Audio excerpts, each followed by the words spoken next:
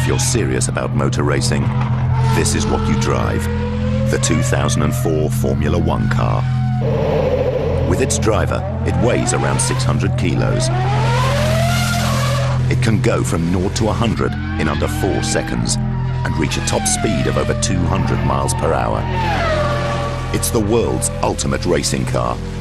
But how did such an awesome and beautiful machine evolve? How did we get here? The first Grand Prix was held at Le Mans in 1906. From the earliest days of the automobile, men wanted to race. By the 1950s, Maserati and Ferrari were building cars with 4.5-litre engines positioned in front of the driver. Races were won and lost on one thing: engine power.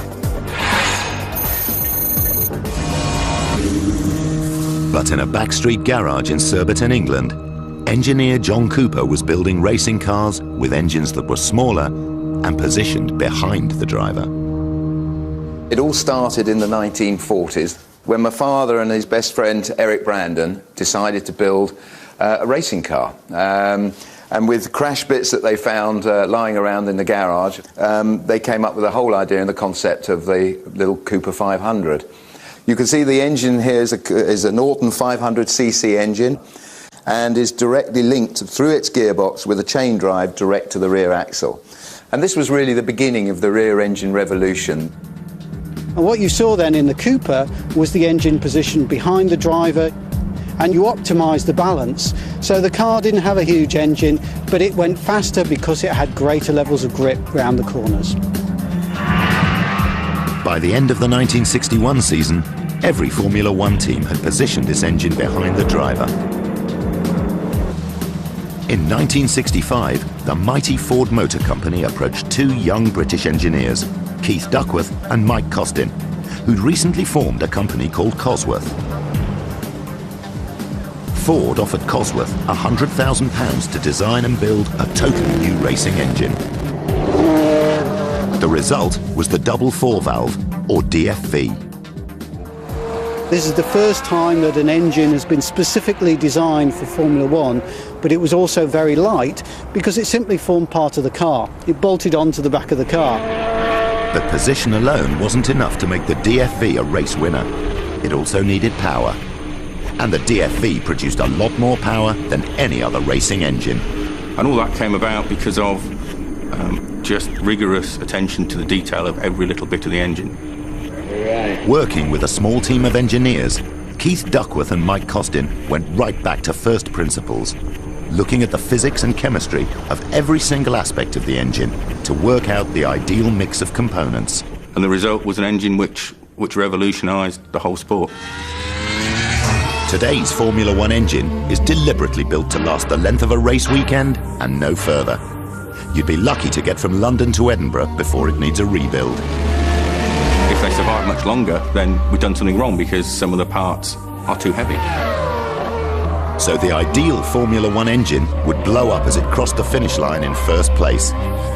But if a single component gives up too early, it spells disaster. At Jordan Racing, this engine has just come back from the test track. It's performed well and it looks okay, but is there hidden damage? To find out, engine and gearbox will be stripped down. Every gearbox component will be tested using a test called magnetic particle inspection. To the naked eye, this gearbox ratio looks fine. But when a special ink is poured over it and a magnetic field applied, it's a different story. UV light reveals how the magnetic field has drawn the ink into a minute flaw in the metal. That flaw could have led to gearbox failure and forced Jordan out of a Grand Prix. A modern Formula One engine produces phenomenal performance. The 40-valve 3-litre V10 kicks out close to 900 horsepower and runs at a staggering 18,000 revolutions per minute. Ever greater engine power, a crucial component in the quest to build the ultimate racing machine.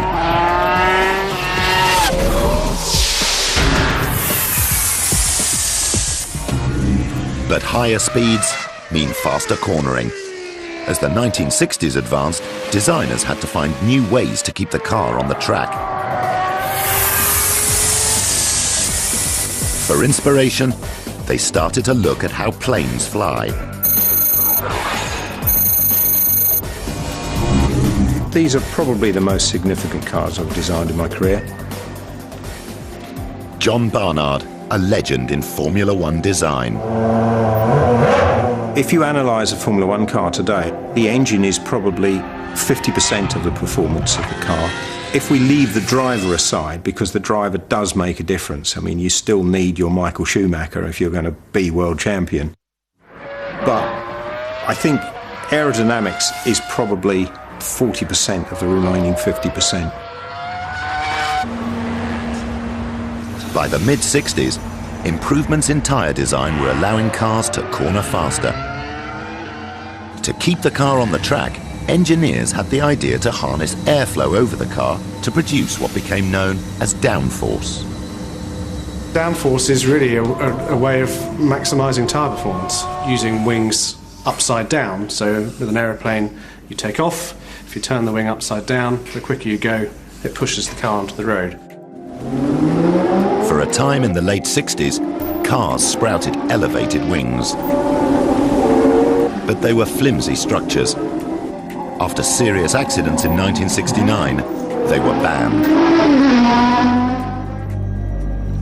Deprived of their high wings, designers turned again to aerospace technology to improve the aerodynamics of their cars. Since they discovered the wind tunnel, they've never looked back. At Lola Racing's half-scale wind tunnel in Huntingdon, Chris Saunders is carrying out a test on a half-scale model of an American Champ car. The car is suspended on a strap which is mounted on, in simple terms, a set of upside-down bathroom scales. That's the easiest way to describe it. These scales on the tunnel's ceiling apply forces down through the strut to the model and read changes in its weight and balance as it's subjected to the equivalent of 145 miles an hour. The data is passed to the tunnel's computer for analysis. It looks like the car will probably take a bit more front. Chris orders the angle of the small upper flap at the front of the car to be adjusted by just 2 degrees. He then orders the test to be run again. That's about what we would expect. There's been a movement to the front of the car. The central pressure has moved forward, now 38 degrees for 2 degrees of extra front flap. The computer calculates that the small adjustment to the flap on the model will add more than 10 kilos of extra downforce to the front end of the real car. The wind tunnel data will make the front end of the car firmer and easier to steer into corners at high speed, which will give the driver greater confidence. But it was in an early, far more primitive tunnel that engineers made the most significant aerodynamic discovery in the history of the racing car. A discovery that changed the face of Formula One forever.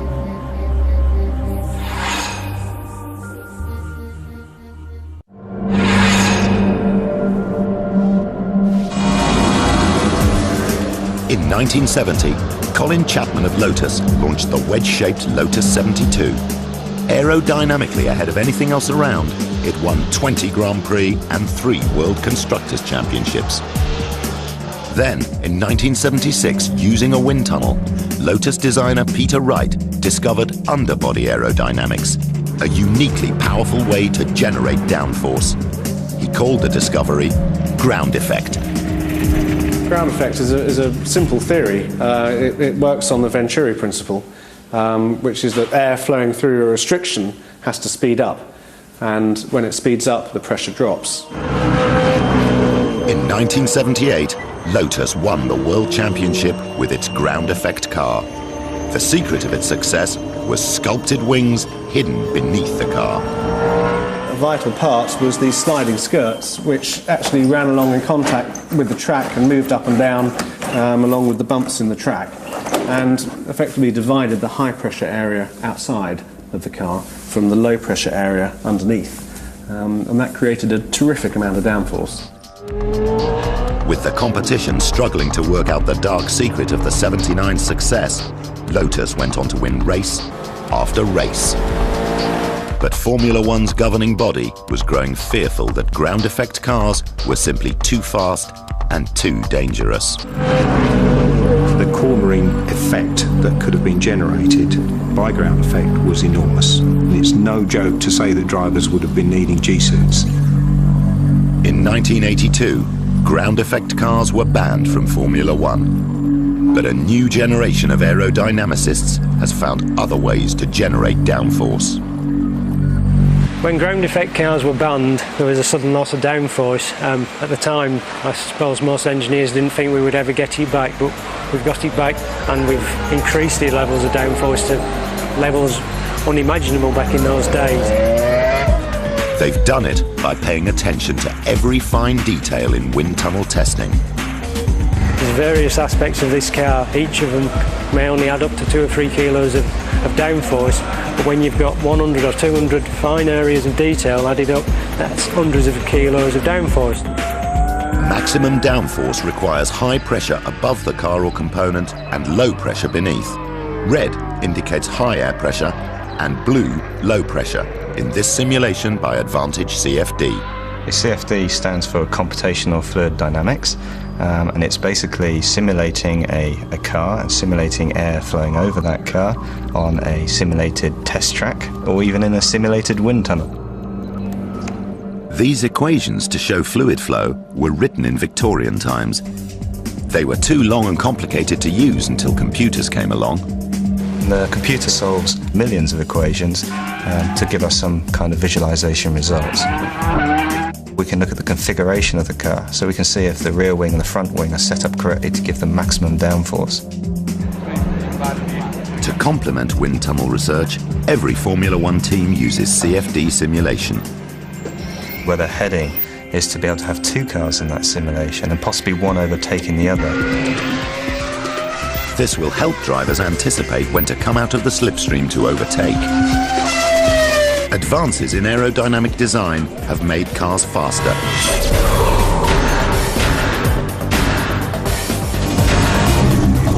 But changes to the shape of the car have also obliged designers and engineers to look for new construction materials.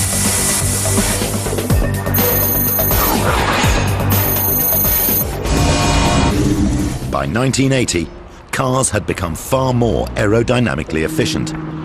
But to get good airflow low down, they'd also become narrower and less strong.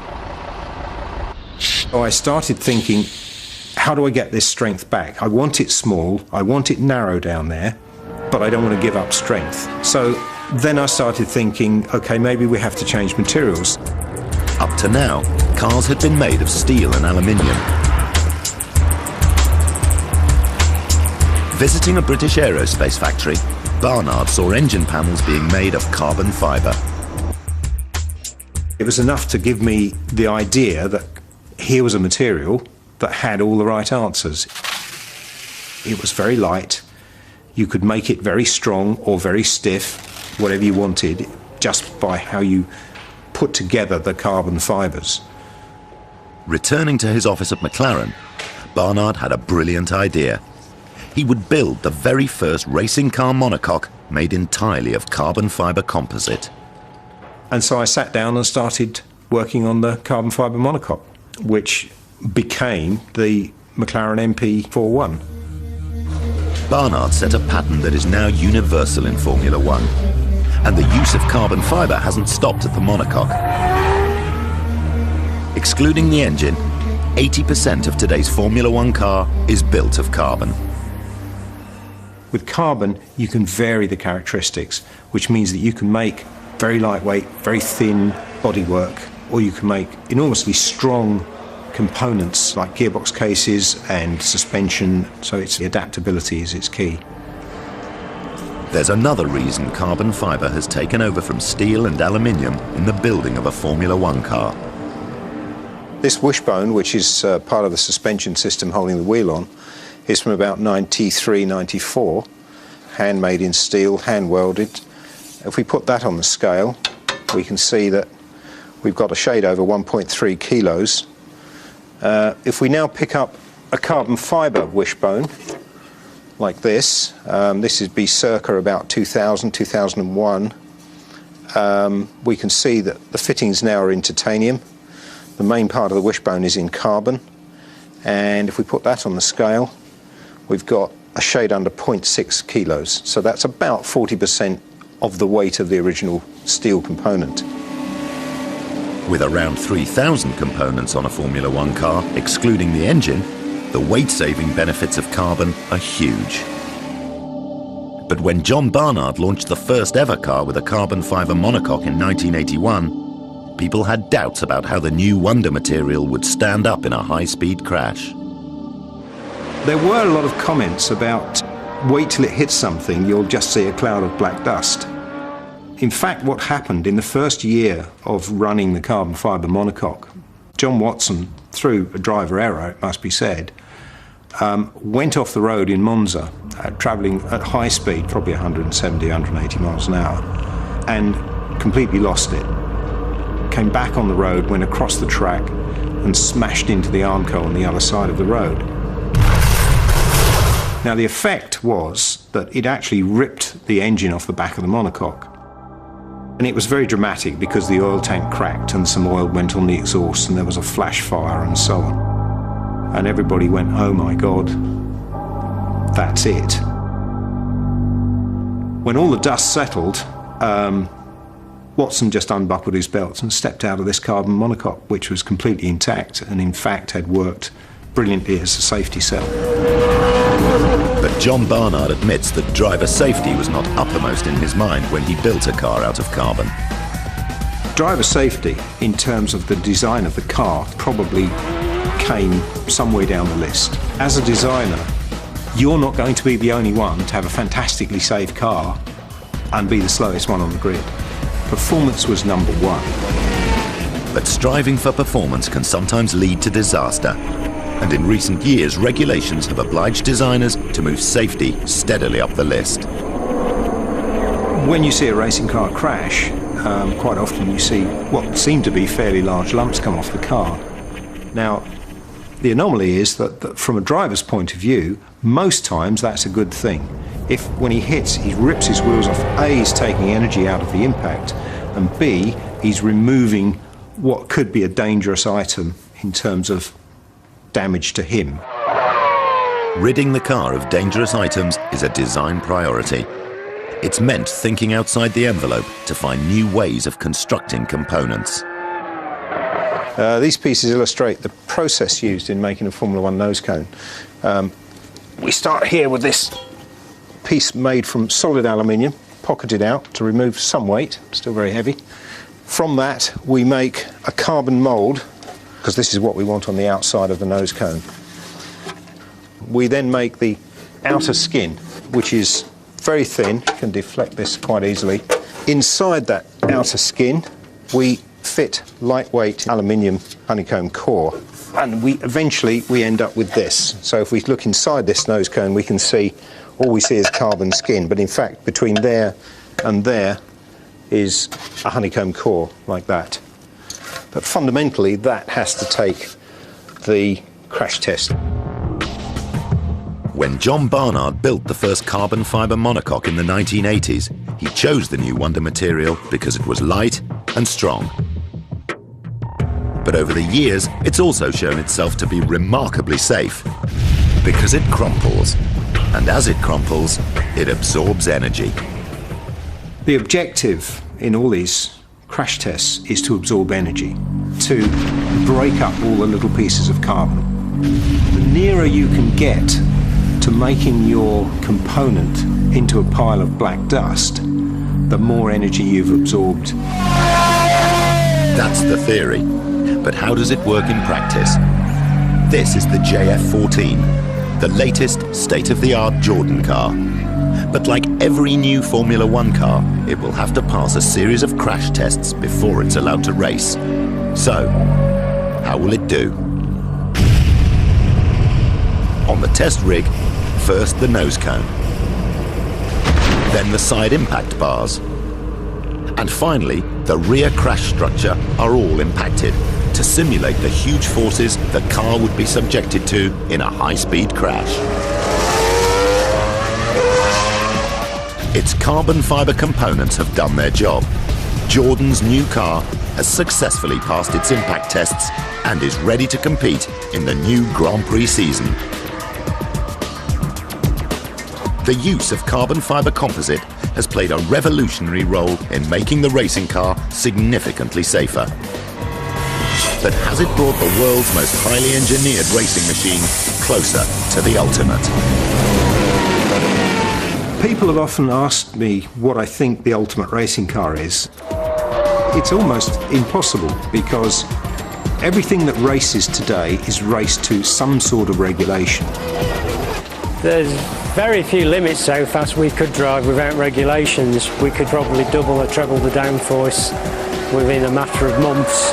We could take a lot of weight out of the car, change the wheelbase, reducing lap times by tens of seconds without too much difficulty very quickly. A Formula One world without regulation would certainly be an exciting place.